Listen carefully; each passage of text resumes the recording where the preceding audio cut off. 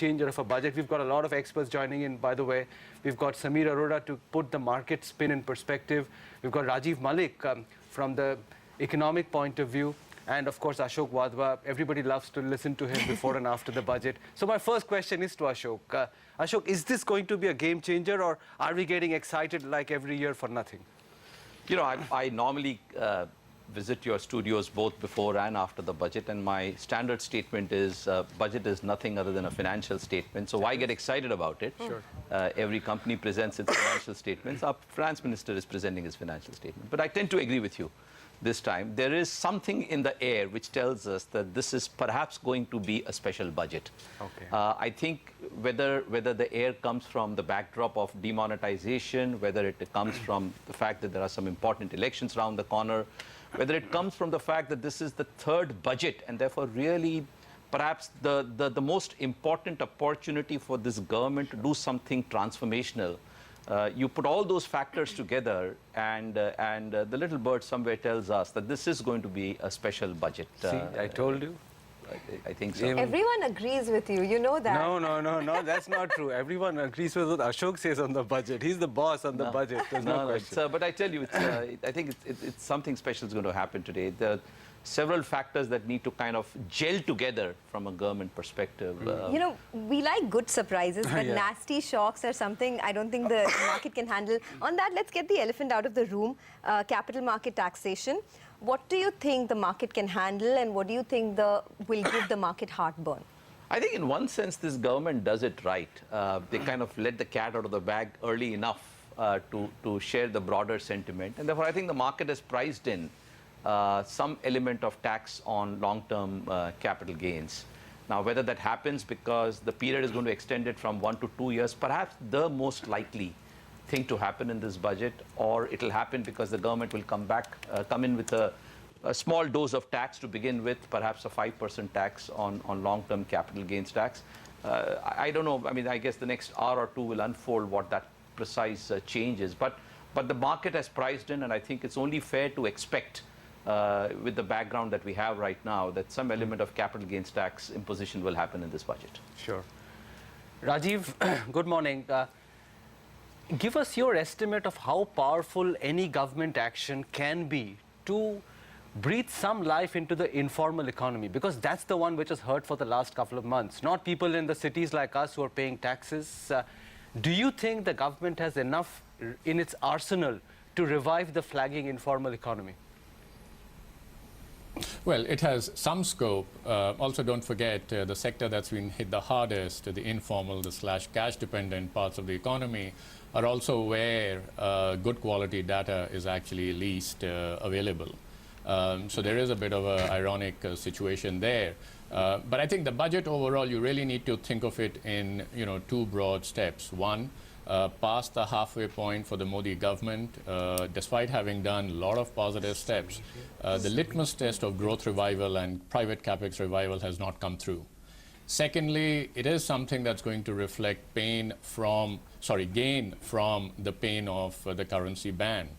And finally, there's going to be a strong focus as far as a redistributive agenda is concerned, whichever way you want to cut the cookie, from rich to poor, haves to have-nots, etc. Overall, really focused in terms of enhancing Modi's appeal to a wider voter base. And yes, the focus in terms of social sector spending is really targeted at the informal sector predominantly. Okay, well, I just want to get one quick word in on the markets. The stock in focus right now is Maruti, because just seconds back, the company came out with their sales numbers for the month of January, and they looked pretty good. A 27% total sales growth is what we've seen, and domestic sales have also grown by 26%. So, I don't think any of these companies have seen a big impact because of demonetization just yet. On that note, let's get Samir Arora, our good friend from Singapore, who joins in as well to give us his view on what he's expecting as we head into the budget. Samir, hi, good morning. Good speaking to you as always. I know we get carried away with the budget on days like these, but the fact of the matter is that global cues have really been what has led our markets up until now, to this 85-50 level.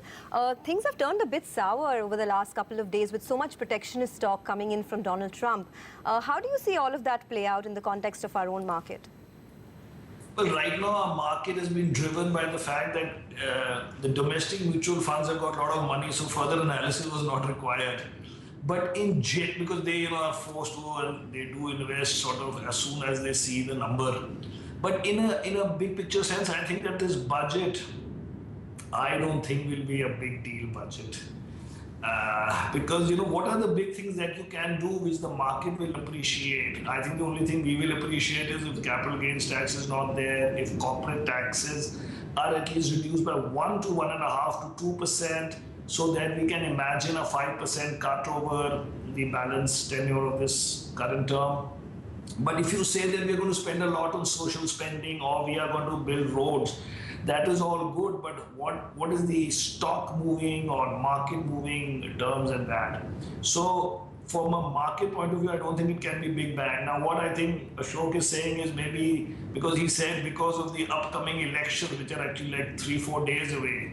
So what can you do to have an election angle to it? I don't think will be a positive for the market if that was the case. So I think you should first explore with Ashok what exactly does he mean by big bang or whatever was the word he used. I tried to ask that perhaps a service tax hike may not come through this time around. If they don't do even that, then how do you think the government is going to fund, the deficit or plug the deficit here on? Well, before we get into that, bear in mind every year we have a very similar conversation about it's going to be a big bang, transformational, one-of-a-kind budget. And it doesn't necessarily come through simply because there's only so much of flexibility that government actually has. Secondly, don't forget, we're all talking about a combination of higher fiscal spending on social sectors while the government manages to slip a bit on the fiscal deficit trajectory, something that, a year or two ago, markets would have actually been a lot more worried about. So my sense is, for one thing, the NK Singh FRBM recommendations should have actually been announced, made public before the budget, and that in some sense will offer some room to have a fiscal deficit at, let's say, 3.2% rather than 3% for FY18. Not a big deal. The selling point by the government would really be too many moving parts, uncertainties, and at the same time, the direction is actually right. It's going to be lower than 3.5%, but improving at a slower pace. But also don't forget, if the windfall that the government expects from the currency ban, predominantly via higher tax revenues, if not from RBI's balance sheet, if you strip that out, the arithmetic of this budget would have been extremely, extremely challenging. Let's take a break on that point. We have many more questions for all. Again is HP Ranina to talk about all the taxes that may or may not come through this time around. Mr. Ranina, good morning. We've been speculating a lot about, how the exemption limit in personal income tax could be hiked, corporate tax could be lowered, etc. Give us the 1, 2, and 3 most important things to watch out for from a tax angle this time around. Personally, I think the government is going to put a lot of emphasis on savings, and therefore I expect a hike in the limit under Section 80C and maybe under Section 80CCD for the national pension system. So the government will give a boost to the saving aspect, and they will try to use the demonetization platform to make sure that people get into the formal sector once again. So small businessmen, startups are going to be given a lot of incentives in this year's budget. At the same time, the government is going to come out and say that they're going to be very serious about curbing tax evasion, and they're going to go down on the tax evaders in a very substantial way. So I'm expecting them to have a balancing act of giving incentives, maybe increase the initial exemption limit currently from 2.5 to 3 lakhs, give a higher standard deduction to salaried employees, increase the limit under Section 80C, maybe increase the amount of dividend under deduction under Section 24 for interest on housing loans, and then at the same time crack down on tax evaders and say this is going to be revenue neutral.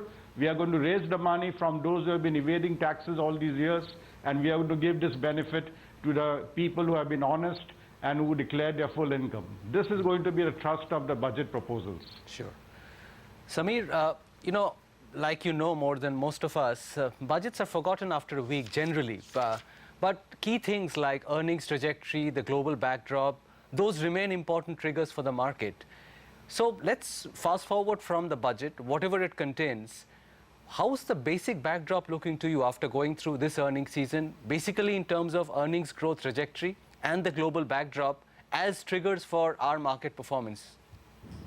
Well, this time the earnings have been much better than what I thought, because I thought demonetization would freeze large parts of the economy, and therefore the December results would be bad, or more than that, the commentary would be bad, and that this uncertainty would continue for at least this quarter. But the way managements are reporting and saying that in January or even in the second half of December numbers were better, basically highlights that the consumption was very strong up to October. And the demonetization has only stalled it, but not really stopped it completely. And that is a big positive. Therefore, I hope that after 5-6 months, or even well before that, that the pent-up demand and the fact that whatever was the momentum of this recovery, goes back to what we would have seen for the whole quarter. But now when you break up that quarter and the companies, in a sense, signaling separately what happened pre-November 8th and post that, it looks quite good. May I just come back to my favorite topic, which is capital gains taxes. I think that you guys, when you ask fund managers, particularly foreign fund managers, that whether they think that taxes are good or bad, and I see everybody comes and says, no, we don't worry about taxes. We look at companies and what great companies we have. Just ask them one more question, that as far as it is I understand, and please Mr. Wadhwa should contribute, that in India the intention is to charge these taxes, but to give no credit to the end investor, so that the end investor who currently believes that I don't mind paying taxes because anyway I can get a set-off in my home country, will not get any set-off. So this is an additional 15-20% or whatever be the tax. It is not that you paid it in India, now you won't have to pay it in US. This is a completely new layer. And I don't think that 99% of the fund managers and end investors who come on your channel know that. They just assume that anyway we pay these taxes, it doesn't matter whether Indian government takes them or the US government takes them. This is a completely new layer. It will be double and triple taxation of even capital gains, or at least double, not triple, but double. That means India will charge and then the US and others will charge. What you're hearing from Samir is a display of very controlled anger.